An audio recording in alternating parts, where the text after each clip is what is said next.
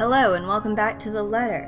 When we last left off, Luke and Hannah were still bickering, and Marianne gave Hannah some advice that maybe they need to separate for a little while to get their shit sorted. The scene outside the parlor is a great organized mess.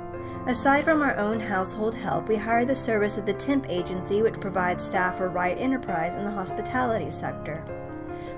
Even our very skilled staff cannot undertake a party of this size on their own. Waiters, busboys, hostesses, and their staff captains move about in droves, carrying crockery and serveware good for several dozen people, and then some. Chefs and bartenders trail after Johans, looking like scared little children as he escorts them through the kitchen and into the wine cellar, to peruse the stocks to select what can be served at the party and what can be used for cooking. Schnell! We have a lot to do, and I believe we did not hire snails. Snails are for the dishes. A string quartet readies up to play for the evening, tuning their instruments as they fill the air with idle chatter. Floral decor worth thousands fills vases, wreaths, and baskets, while petals are scattered along the driveway up front. An ice sculpture of a reindeer is brought in carefully by a pair. It is followed by a simple cake, just a 5-tier white chiffon one with white chocolate mousse, fresh berries, and a light dusting of edible gold leaf. If that's what you think simple is.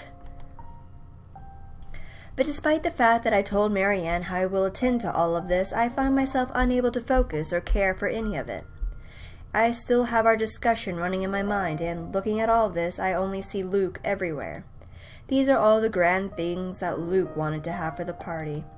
I had wanted a small, elegant, and simple gathering, with only a select few invited, namely the people who I would actually trust to enter my home. I did not want any bloody politicians or paparazzi in here, no matter how used I am to catering them. At least be here for your party. Damn it, Luke. The entire thing screamed Luke Wright. And I can't help but add another question on my growing list of queries. When did I lose myself? It's always about him nowadays, isn't it? What about Hannah Wright? What about Hannah Evans? I used to be my own woman who made her own name, her own career, and her own decisions. Sure, I was already the social butterfly that I am today, but I wasn't all empty, shallow gossip and sitting pretty. I was also lauded for my knowledge and talent. Finance manager wasn't just handed to me, just because my father owned the company. I had insisted that I start at the bottom so I could work my way to the top and prove myself. And I did. I worked numbers, managed budgets, money and accounts, analyzing the competition and market trends. There was the calculation of financial risk, cost reduction opportunities, auditor liaison in public relations, supervision of staff, and, well, I generally had a huge slew of responsibilities. Admittedly, I was already quite the attention seeker even back then, having dedicated most of my youth craving for my parents' approval. Failing that, I turned to others, looked for praise from anyone who would give it, however fleeting it all was. And Luke, oh Luke, the way he looked at me, the way he watched me and took a genuine interest. He had me disgustingly obsessed since day one, hasn't he? He saw me for me, Hannah Evans, with my faults and my achievements. The man didn't treat me like some damsel in distress or some prize to be won. I remember the nights before we were married where we talked about everything and anything, from big things like business, society, and philosophy to little things such as what we had for breakfast, or whether we liked cats or dogs more. We both prefer dogs. See, this is the thing. Cats versus dogs. Nowadays, I'm just Luke Wright's wife. It's mostly my fault, isn't it? They told me that husbands preferred wives who are docile and subordinate. A woman who will always be there for him, yet would never outshine him in all aspects except beauty. A wife needs to be at home and attend to his needs, to have children and to take care of them in his absence. They said I have no business working anymore after I was married. I can blame society. Yeah, blame the patriarchy for your stupid decision. But I listened. Before I can fall further into this introspective pit of self-loathing, someone calls for my attention. The guests have arrived, madam. And Luke? Running a bit late, I'm afraid. Late for his own party. That man, I swear. He's probably looking to make a dramatic entrance, knowing him. Open the doors, then. We mustn't tarry. Cars lined up the driveway, peppering the front of the mansion with vehicles of every kind. Grand tours, supercars, and even the odd high-end muscle car or two, convertibles, grand saloons, and other luxury cars can be seen being parked by the valets. A handful of cabs drive off, possibly for those who thought it's too troublesome to bring their own cars. There are at least 2 different media vans as well. They're all here for what may be considered the biggest event of the year for Luxborn. So far. Who knows what we'll plan for the winter holidays? Welcome, welcome everyone. Please make yourselves at home. Some of the guests idle, enjoying the warm, if not strange, sunshine we are experiencing before gloomy skies inevitably return. They greet acquaintances and friends with warm smiles, others less so. From where I stand, I can see the hierarchy of power, the ties that bind these individuals here, whether through convenience or necessity. However, there are also few who are not here to further cement their current place in high society. Such as that young man with his oriental air, ignorant of the looks he receives from women and men alike. Be careful with Shirley, alright? Man from the Orient. Does anyone actually just say that anymore? Like, actually just call people Oriental? It's like Asian nowadays. Or that rose-haired woman talking on her phone while she looks unsure of why she is here exactly. Yes, I'm at the party already, Mom. Yes, I'll say hi to her if I can. I see Zachary, the photographer, as well. He talks to a few of the other media crew with an air of familiarity. I was just here a few days ago, yeah. And the inside is huge, but the staff are pretty helpful if you get lost. I had invited Father Norman, too. It's the least I can do after he blessed the mansion on my request, aside from my small donation to the church, of course. But the poor man had taken ill and went through a nervous breakdown of some sort the other day. Dun dun dun. And then there are people like the Chief Inspector. People who I could never be too sure about. People who stand on the border between being suspicious and being trustworthy. Thank you for the invite, Anna. Husband still missing, I see. I should be saying the same of your darling Rochelle, Lee. The doctors again. She told me she'll just be in the gardens. Bet she's lying and that she's somewhere around mingling, gossiping with the other ladies. It's no offense, but that seems to be all you ladies do at these parties. And aren't you gossiping right now? Yes, well, what about Luke? Should we file a missing persons report now, or do you want to wait 24 hours? He's around. You know, I can tell if someone's bluffing. Don't tell me, let me guess. He's finally drunken himself to death and not wanting a scandal, you've hidden his body. I was wanting to give this housewarming gift to him personally, too. It's a plate that holds a wine glass so he can stop killing himself with liquid lunches. Looks like it's too late for that. Nothing like that. Besides, this is a hardly polite conversation. Oh, relax. I'm just trying to be cheeky to lighten the mood. It's not like I want Luke dead. The man doesn't serve dodgy plonk like the others when I visit, and he pays his respects well enough. I could use a glass of wine or 3, actually. Rochelle's been in a horrid mood. Threw her stilettos at me the other day and almost took an eye out. It still cracks me up that we have a type of shoe that we named after a type of knife. Not sure if this is how it usually goes, but I blame the pregnancy. I wouldn't know, would I? Still no plans for a baby? Well, I guess that's for the best. If it's this bad now, I can't even imagine how bad it'll be when that little baby bump becomes huge. Have I mentioned how I don't trust him, no matter how hard I try to do so? At least he brought a gift, I suppose. Why don't you just go inside and have some wine, Lee? Think I will, thanks. Greetings such as these carry on as the guests continue to trickle in. Whether we have short conversations or merely shake hands and nod heads, I make sure to attend and welcome each of them. As the first hour passes by, the rest of the stragglers and I adjourn to the ballroom. Any latecomers will have the attention of the porter instead. I have other duties to attend to now. Hosting parties is always the same old song and dance, no matter how big or small it is. You make sure your guests are well fed, have good company, and have them generally enjoy themselves. So when my opening remarks are done, when the band has started to play and the guests have started eating, I find myself wandering around aimlessly unless I am pulled aside. For a while I stay with a small group and entertain them before excusing myself. And when they're not anymore watching me, I end up watching them. When they don't listen, I do. A local banker is having trouble with his daughter. He wishes to marry her off, but she wants nothing more but to make music. One of our hotel managers worried about the stolen belongings of one of his patrons, a failing in security which should be brought up to higher authorities soon. Our mayor, well, his cat died. Then there's that rose-haired woman once again. It's hard not to notice her with her distinctive locks. Either or, I suppose, could be used. She also lacks the grace that the other ladies have, though that does not make her any less beautiful. Her stance and the air she exudes instead are strong, and they make her stand out despite her casual attire. Many men have already given her their attention, though each invitation to dance has been turned down. I approach, intrigued, although it is no great mystery what occupies her own attention, with a glance that she keeps sending towards the boy with the oriental hair. She remains unaware, though, even as I stand beside her, pretending that I am there for a drink. You would catch his eye a lot better if you wore nicer clothes, don't you think? Didn't realize the housewarming was going to be this fancy. I would have gone with a nice dress if I knew. Oh, you're fine, dearie. It's only really the parvenus, those who climb, that come to these parties all dolled up. Quite the black-haired beauty, isn't he? The boy comes over, but I do nothing to speak any softer. He merely passes by, and it's a wonder he doesn't hear what I say. Who, Ash? You know, you really shouldn't have turned down those offers. If I wasn't married, I'd happily go dancing with those young men.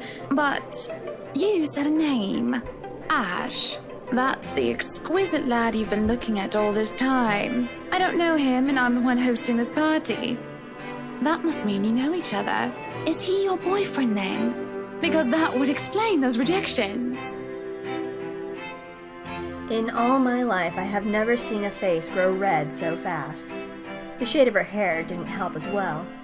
This is the most pink I've seen on one person, really. What? No, that's ridiculous. He isn't my boyfriend. Such a violent reaction. A simple no would have sufficed. Many here would be happy to hear it. And I haven't been looking at him.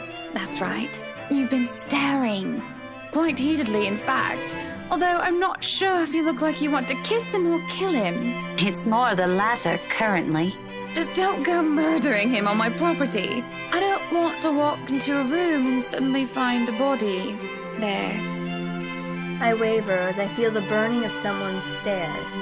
It is chilling, and though I'm used to enduring the gazes of others, this one makes the hairs in the back of my neck stand up. Heh. She's here too, of course. My attention is pulled from the girl, and I see a woman staring. Dark-haired and dirty, she looks more like a beggar than a guest, and I have half the mind to call the security on her when her mouth breaks out into a grin. All I hear is her laughing, taunting. Her stare makes my blood run cold. She looks at me like I'm nothing but a pig to slaughter for her amusement. It makes my hand shake, and I nearly drop my drink. But then, in a blink, she's gone, and the buzz of the party returns. I'll keep that in mind, but... Are you all right? Yes, sorry. I just thought I saw something strange. It must be the trick of the light. Anyway, on a right, as you must already know. Rebecca Gales. Gales. The name is familiar, like a fond memory. I recall a kind lady, a private tutor who treated me like her own daughter when I was young. She'd even bring me food when there was no need to do so. Usually stovies, which I honestly hadn't been too keen about, though I ate them nonetheless because she brought them for me. Oh, the professor! And your little Becky! My parents couldn't make it since they're in Scotland right now. And Mom says hi, by the way. But yeah, that's me. Little Becky. We met once before. Yes, oh, I remember you! You were the cutest little thing with glasses! And when we met, you were having boy troubles with this lad called something with an A. What was it again? Aaron, Alan, Adele, Albert, Alexander, Andrew? Really, Hannah? The more I list off names, the more red and the more quiet Becky gets. She starts to look a bit miserable as her body language shows discomfort and stiffness. Perhaps I have triggered a horrid childhood memory. Surely I hadn't been mean when she visited her mother. I don't quite remember all of it. Ashton! Ash! That man is that boy! The same one. Oh, goodness me, after all these years! Still, unresolved romantic tension. I can see why, though. He's quite dashing. You don't really need to announce it to everyone within earshot, you know? Keep it down. I'm so sorry, but it really is cute. And a tad bit sad. This is a nice party, Miss Wright. Please, Anna's fine. We're friends of a sort, aren't we? We must be friends, seeing as I know about your little infatuation, Becky. Don't you worry, dearie. You'll have your happy ending yet. I'm not too concerned about that, am I? That's not what I'm looking for. Oh? And what makes you think that? Doesn't everybody want their happy ending? The idea of happy endings sounds like they're just for fairy tales. And they are, sorta. I don't think you can just sit around, trapped in some tower and hope for the best. If you love them, you have to fight for it, right? You're not just going to sit there and hope that everything will just fix itself on its own. Like everything, you have to work at it. But what do I know? There's a grimace, although she starts to relax around my presence. How long has it been since we met as children? Certainly a long time. She was tiny back then, if I recall correctly. I'm sure the daughter of the two greatest professors I've ever known is smart enough to know what she's talking about. But have you told him how you feel? And it's been what? 20 years? 17, actually. But no, not yet. He can be a bit dense. I was hoping that maybe he'd notice on his own and... Never works. Never. Well, that won't do. What if you two become husband and wife? He's not to be dense when he's sworn himself to another person. Why, you might just as well consider leaving before the day's even begun. If that happens, I'll have to give him a good ear bashing, won't I? Whoever anyone ends up with, it's not going to be a perfect relationship anyway. There's going to be things you'll love and things you'll hate about the other person. We're just humans. It's funny. Here I am, trying to give you advice when you did the very same thing back then. I remember you giving me a makeover when we were still kids. And you were the first I told anyone about my... crush. I do remember now that she mentions it. Did I give her that yellow summer dress or the pink blouse and petticoat? She must have kept some of what I said in mind. It feels ridiculous remembering all of that years later, talking about boys and how they go crazy for pretty girls, as if it's some gospel every woman should adhere to. It was so easy to say such things then, with me not knowing any better. Though, looking at her now, she must have kept some of what I said in mind. Perhaps I did say something good at that time, enough for her to take it to heart. But all that didn't matter in the moments as I mull over what she's just said in my head. What Becky told me is very different from what Marianne told me. Really? She says you should work for your happy ending. Sometimes, like Becky said, you have to work for your happy ending. And Marianne said that sometimes you need to take a break. It's not completely different. It's like sometimes you need a break as part of, improving the relationship. Getting your shit sorted so you can figure out what needs work. There is no time to ponder over that, however, as a hush descends upon the once lively crowd. The music of strings and the chatter slows to a grinding halt as the doors from the foyer opens. The last of the latecomers should have arrived moments ago, and anyone else this late would simply be too embarrassed to show their face. So this can only be one person, or rather one man. There is only one man who was audacious enough to arrive at his own party so late. Good evening, ladies and gents. Enjoying the party? I hope I'm not too late in welcoming you all to the Wright Mansion. He already has a glass of wine in his hand, though that might just be his default. Unlike I, who was raised in the spotlight and simply grew used to its presence, he sought it out every chance he could, even when there was no spotlight that shone. And I'll never put it against him when he smiles like that. He did so quite brilliantly under the scrutiny when he channels his showmanship. You can tell by the way people's eyes light up as he speaks, how they listen enraptured, even if all he's doing is a simple greeting. A little wave of his hand here, a little smile there, and a bit of swagger. I always tell him that if he's not to be a businessman, he'll do well as an entertainer. I love this side of him, especially when he looks at me and he beckons me over to humbly share his place. Not a single second is wasted as I excuse myself on Becky's side and I make my way to Luke's. Welcome, one and all, to our humble abode. Tonight, if you have yet to find yourself in your roles, you are our ladies and lords of the court of your king and queen, if you would excuse my presumptuousness. So, enjoy the feast that has been laid out for your senses as we only allowed the best to be served. Enjoy the rest of your night, everyone! There is a round of applause, cheers, and even some hoots. Guests approach us left and right, shake Luke's hand and greet him personally, praises on their lips. It is because of this that I do not see her. I do not see her until she is dangerously close, with fury in her eyes, and she's already spitting venom. Johannes restrains her, taking care not to unnecessarily harm the pregnant woman. But that does little to deter her rage, and the man has no choice but to let her go, lest an unborn child is hurt. Although it might be too late for that, as I see an emptied glass of wine in her hand. And with that little cliffhanger, I'll wrap up this episode. Thank you guys so much for watching, and I'll see you next time. Bye-bye.